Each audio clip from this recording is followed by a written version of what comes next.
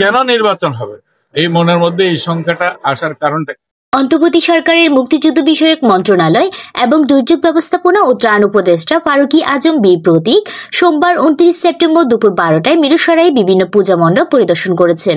এই সময় সাথে ছিলেন মিরসরাই উপজেলা নির্বাহী অফিসার সুমাইয়া আক্তার, মিরসরাই সার্কেলের police super ASP Nadim Haider Chowdhury, Mirsarai থানার ভারপ্রাপ্ত কর্মকর্তা ওসি আতিকুর রহমান, জোরারগঞ্জ থানার ওসি আব্দুল হালিম, পুজো উদযাপন পরিষদের নেতৃবৃন্দ সহ প্রশাসনের অন্যান্য কর্মকর্তাবৃন্দ।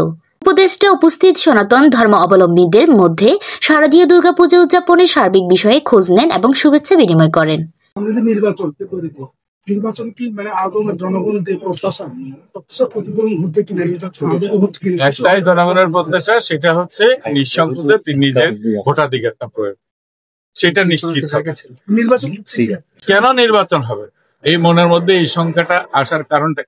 কোনো কিছু কারণ নাই। নির্বাচন কমিশন এবং সরকার এবং জনগণ সবাই আমরা উদ্গ্রীব হয়ে আছি নির্বাচন করার জন্য।